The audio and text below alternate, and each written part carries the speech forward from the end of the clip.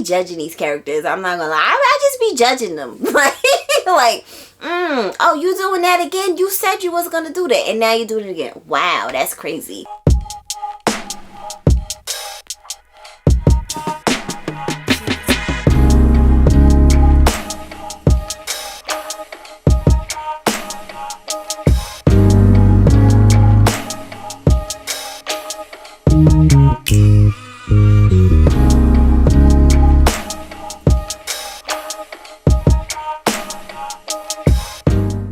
Hey y'all, welcome back to Chocolate Covered Pages. I'm Kiona, and in today's video we're going to be talking about some of my recent reads that I finished, and we're going to talk about some books that I'm currently reading right now. It is almost the end of the year. First of all, we're at the end of the year. It is here. It is now. Okay? And life has been going very fast. very fast, okay? But just know, I've still been reading. I'm still working on some stuff in the background for y'all. Yes, we're still doing things over here, even if you don't see me. So first, I want to talk about a book that I finished a few weeks back, and that is gonna be I Medusa by Ayana Gray. I forgot my little snake ring. Y'all remember when they gave me a snake ring? Next time y'all see this book, I'm gonna have the ring on. Thank you to the people over at Random House for sending me this advanced reader copy. And also, shout out to the people at Penguin Audio for my advanced listening copy. So, listen, will you give me the physical? Will you give me the ebook? And you give me the audio? 9 times out of 10, I'ma read it. If I got all of those things, you making it easy for me to read it. Remember when I was talking about this book in my quarterly read? This would have been in the 4th quarter, right? So in the 4th quarter reads, I was talking about this book, and I was saying I was under the impression that her locks turn into snakes. That is not what happens. That is not what happened. So let's just put that out there, okay? This is a retelling, a feminist retelling, I will say, of Medusa. Now, have I read other retellings of Medusa? No, I have not. So I really don't have very much to compare it to. I don't know how these things normally go. I just know the general overall thought of the overall story of Medusa. She's a bad person. She turns men to stone. And yeah, that's it. That's all I know, right? She's a monster. I love how in this book, Ayana Gray very much gives us kind of the trajectory into Medusa becoming, Medusa, the monster that we all hear about, of her, turning men into stone and things like that. We get to see her as just like a regular girl. I still don't know for sure if this is supposed to be YA. What I will say is that it feels, if it's gonna be YA, it's very much on the older end of YA, because there is like 17, 16. There's definitely some sexual assault. So please know that if you decide to pick this up. And then there's like some older things going on in here, But it does read like YA. So I don't know. I don't know for sure which it's supposed to be. But yes. So we meet Medusa. Medusa's her real name. They call her Medi. And Medi is one of 3 daughters. Her father and mom are gods, but they're like on the lower end of the gods. Like, they're not like really respected, but they're respected to a certain extent.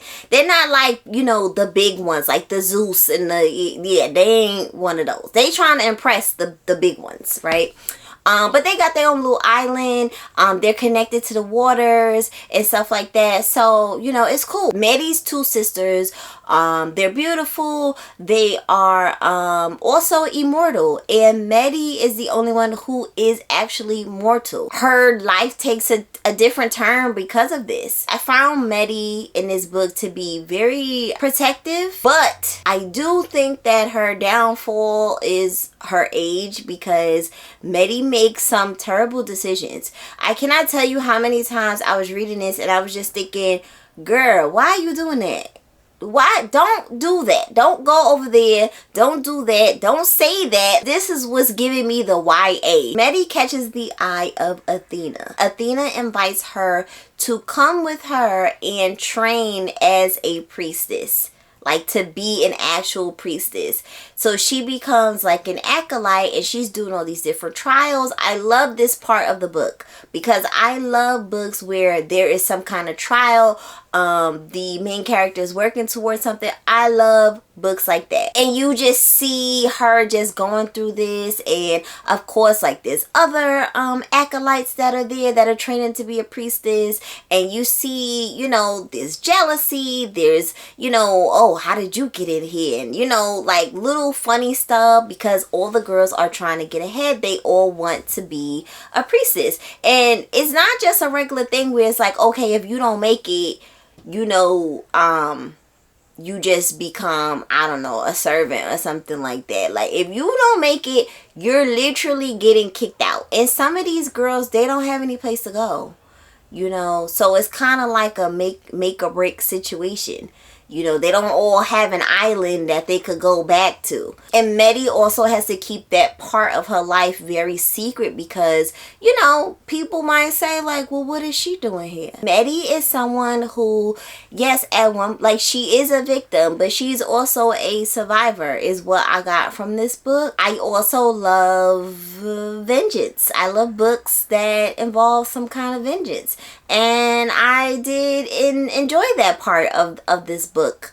That'll get back, you know, but especially against men, because, you know, these men, especially the men in this book, they think that they rule everything. You know, even the men that aren't actually guys, regular men, they're just like, oh, well, you know, I like this island.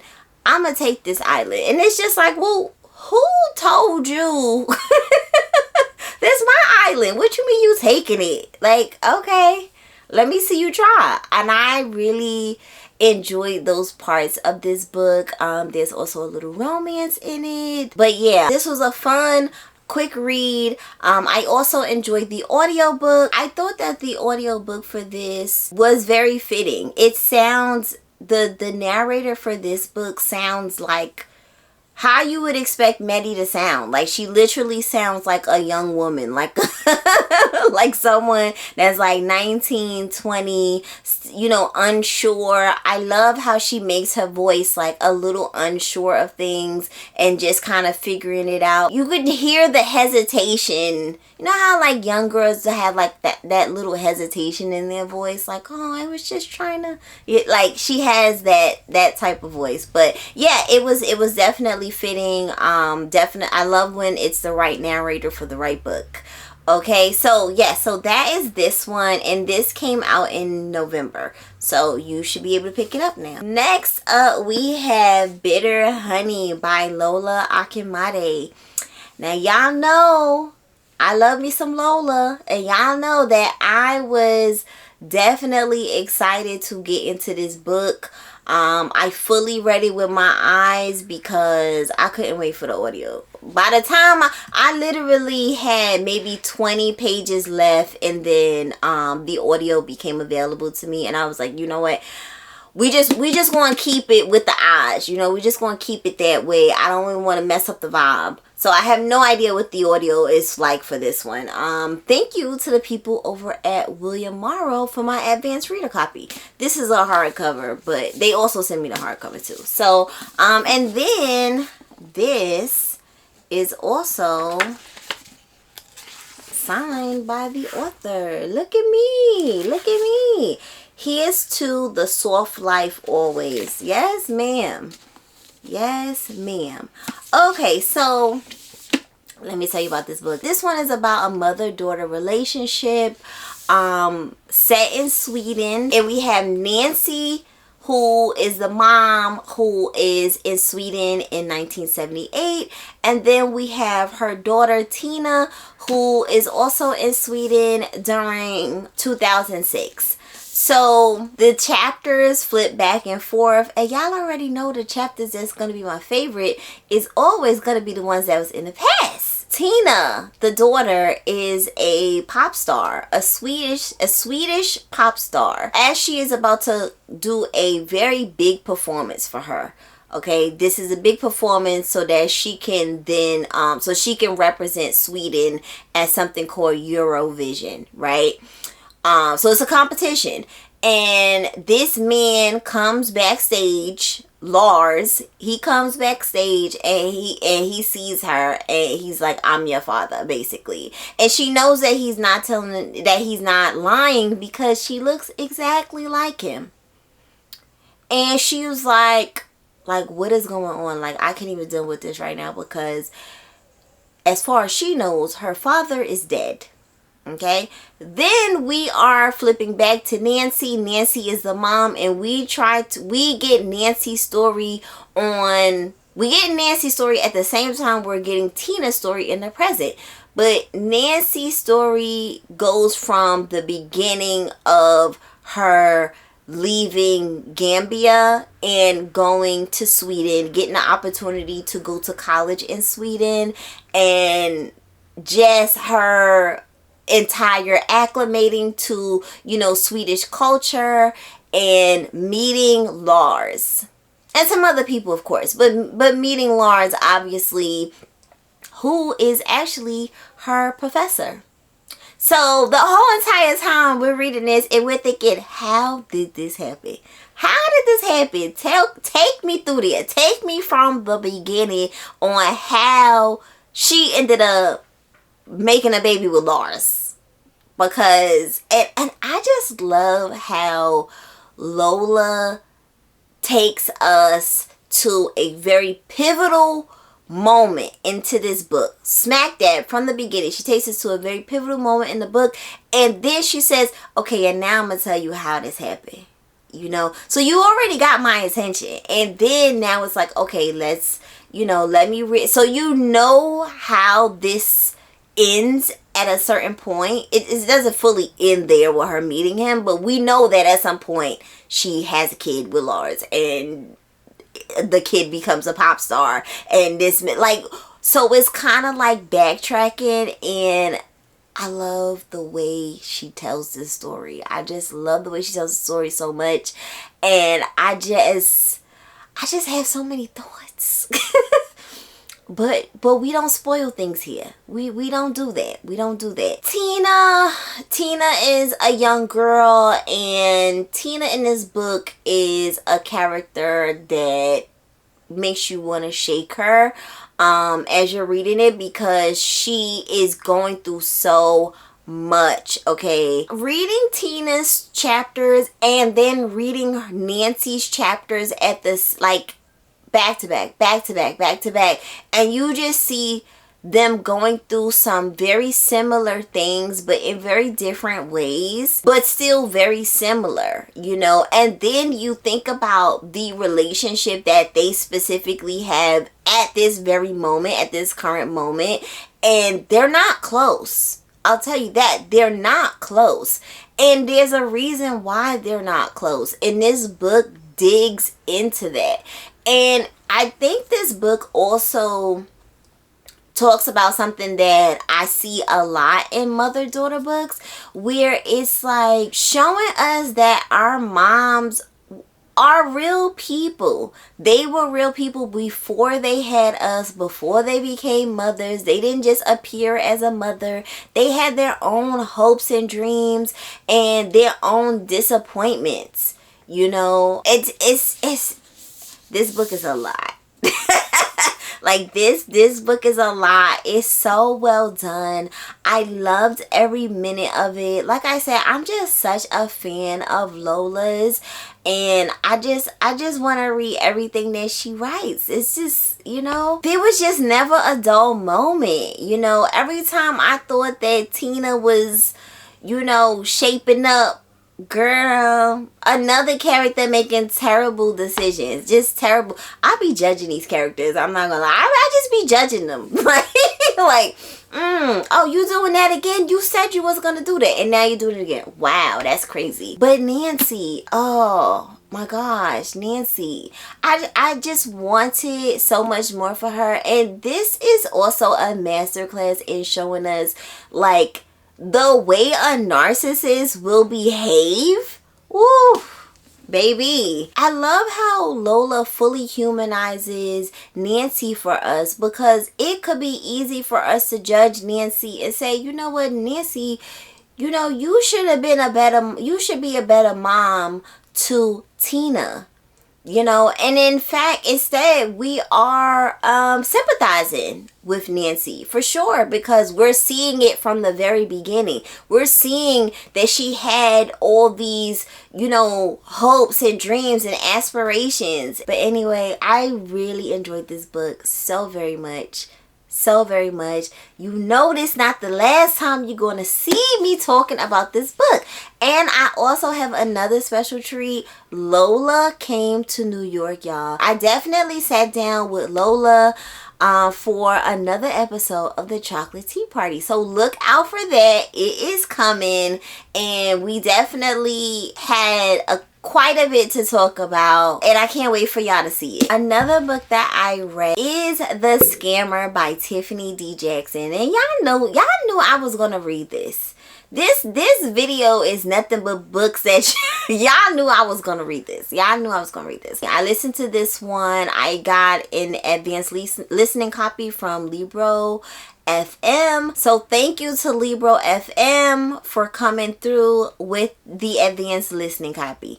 So this is narrated by January Lavoie, and honestly, at first I was trying to figure out what made them choose January Lavoie for this. At first, her voice sounds a little too mature for the character.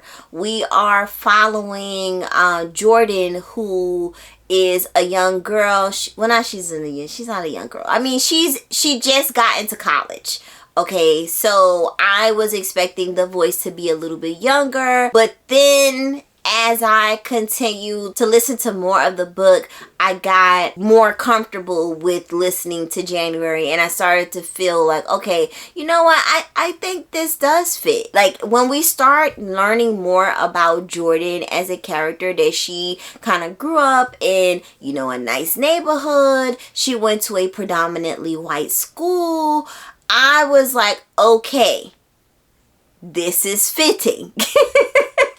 I do think that when January starts to do the voices of the minor characters, it didn't work for me. It didn't work for me. But then when she went back to just doing Jordan and her voice, it was, it fit. It fit.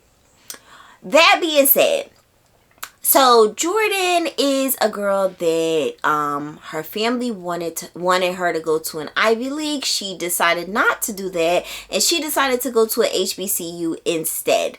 When she gets there, she has 3 other female roommates, and they are getting to know each other. This is great, because Jordan is like, oh, I'm making friends. Like, this is so great. And then one of the girls is like, oh, my older brother just got out of jail. His name is Devontae. Can he stay with us?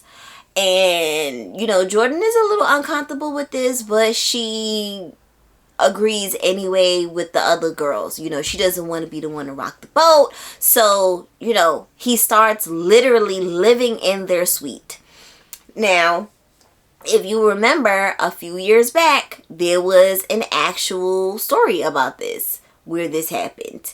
Where a father moved into his daughter's dorm and pretty much started a cult. And this is pretty much that. The older brother moves in and he starts talking all kinds of crazy. It was like he was mixing a little bit of truth with a whole lot of just made up stuff. Very much Hotep vibes. And, Dr. Umar. When they used the term bed wench, I was taken out. Like, I I was laughing so hard. I rewinded that part multiple times just so I could laugh. I just thought it was so hilarious, them calling her that. The twist. Let's talk about the twist. I did see most of the twist coming. I will say that. Did I still enjoy the book? Yeah, it was fun. I did like the book. I did enjoy the book. Is very much, on brand for Tiffany D. Jackson. I expect nothing less. She did take the twist a little bit further, so I was like happy that I at least got some, like, one of the details of the twist I didn't realize. Like, one of the details of the twist, I was like, oh, okay. I hadn't put that part in there, but I had most of it. Honestly, like, some of the things that was going on in this book was just a bit ridiculous, because it was just like, how dumb are you kids? I mean, you're in college, like, y'all really just being sheep out here? Like, is that what's going on? There is one mysterious part of this book that I don't get any closure on, so I was a little like bothered about that. Like, when it's a thriller, I like to know all the, like, I don't like loose things in a thriller. Tell me what happened here, explain to me what happened here. So there is one part that's just kind of hanging in the wind. So that was a little bit disappointing, I will say. But other than that, I still very much enjoyed this one, and I'm sure she's writing something else. I think I did see an announcement for 2026. Just know Tiffany always writing. She just always writing. So I'm looking forward to it. Another book I read was We Live Here Now by Sarah Penborough. This is like a gothic thriller, is being described as, and I will agree with that. This is my first Sarah Penborough. She's had a few books in the past that I've been interested in. If you're looking for a unique kind of gothic haunted house mystery type of vibe, this is gonna be a book you're gonna want to pick up. I could not have predicted what was taking place in this book. Like, it was like I was thinking small and I needed to be thinking big. Like, that was basically what the situation was. So we meet a married couple named Emily and Freddie, and Emily has just suffered a very bad accident. I think she falls off a cliff or something like that. And then her and her husband, they move into this home, and it's called Larkin Lodge. And Emily is hearing all types of weird stuff, but Emily is also on lots of meds because of the accident. So she's in a lot of pain. So she has a lot of stuff going on with her. So she doesn't know if what she's hearing is real or if it is the pain meds. And her husband is like, girl, you crazy. And so is her doctor. They're both kind of saying that, listen, you might be like hallucinating. That could be one of the side effects. So, I don't know. But she's hearing stuff from upstairs in the house and seeing things that may or may not be there. I just will say that the least you know about this book, the better. I love that there are multiple married couples in this book. So I just think that if you are married, you will find a lot of things that take place in this book very amusing. Maybe not too much, but just like a bit amusing, a bit. But yes, I was not ever going to figure out the twist for this book. I really enjoyed the audio. We also get a narration from a raven. I don't know why, but that like excited me. We get like a narration from a male raven, and he's talking about his partner. So it's very much like talking like couples. Like so we get like okay, Emily, then we hear from her husband Freddie, we hear what's going on in his mind, and then we're hearing from a raven out of nowhere. Like, I don't know, I just thought that was really cool and just unique. And I'm at a point right now where I'm really enjoying finding unique stories, because after you've read quite a bit of books, you start to see certain things that are becoming repetitive. So it's nice to kind of come across something that is out of the ordinary. And I think this is one of them. Okay, so now we're going to talk about the books that I'm reading right now. So right now, I am reading, well, I'm listening. This is my audiobook right now, and this is called My Husband's Wife by Alice Feeney. As you can see, I have kind of been on a little thriller kick. Just a bit. I don't know why. I just feel like I just need like a little shake up, you know? Thank you to the people over at Macmillan Audio for sending me the advanced listening copy for this. So we are following a woman named Eden, and when the book first starts off, Eden has gone for a run. And I love this audiobook because we can hear the sound effects. I like audiobooks with sound effects. Bring those back. What happened to those? At one point, all the audiobooks had sound effects and, you know, rain and footsteps and creaky doors. And they don't have that anymore. I don't know why they stopped doing that. Maybe because it's more expensive to do all of that extra stuff. But I don't know. I like it. In this one, you hear her running. There are sound effects going on. So Eden has gone for a run. And when she gets back from her run to come back to her house, another woman opens the door. And the woman kind of looks like her. And the woman is like, what you doing here? Who are you? And why are you at my house? And Eden's like, nah, this is my house. And then the woman calls her husband. And this is Eden's husband that comes down. And the husband is like, who are you? Like, why you here? Like, what are you doing at our house? And Eden is like, yo, dude, what is going on right now? What is happening? Is this like, am I being punked? Am I being pranked? Like, what is going on? She has nothing on her. She has no ID. She has no phone, no purse, no nothing. I don't know why you'd go on a run with like literally no identification, but okay, whatever. It's a book. But she is literally telling these people like, yo, this is my house. Like, what is going on?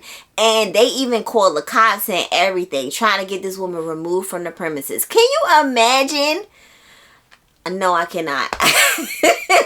No, I cannot. But yeah, so that is where the book starts off. We also are getting a point of view from another woman named Birdie. So eventually we're going to figure out what is the connection between these two and why. And I just have a feeling, I don't know, I have a feeling I'm gonna like it. So far, I'm liking it. So far, you know, I'm still intrigued. I'm still, you know, like, okay, so what, you know, what's the story here? You know, we're in that phase of the thrillers where we're getting some pieces over there and we got some pieces over there, and we just need probably one more piece to kind of just bring it all together. And I think very soon things are going to start to make a little bit more sense. I have a couple theories in my brain, but you know, we'll see what happens. This book actually comes out January 20th, 2026. So I'm already getting started on my 2026 books. Okay, and then also I have been reading Behind These Four Walls by Yasmin Ango.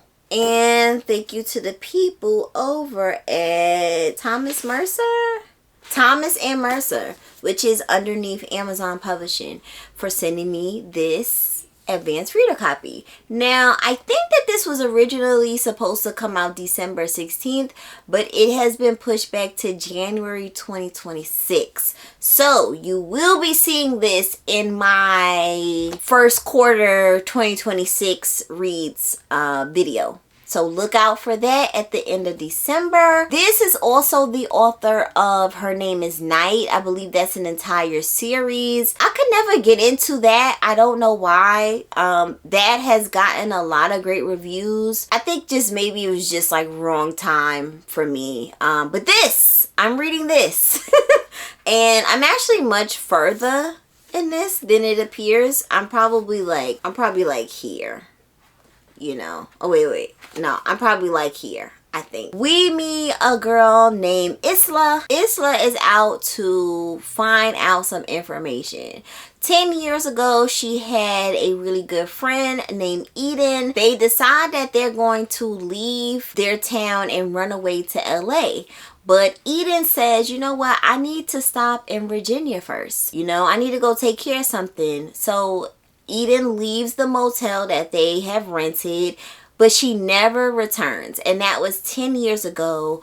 All Isla knows is that this family called the Corrigans, who is a very black, prominent, wealthy family.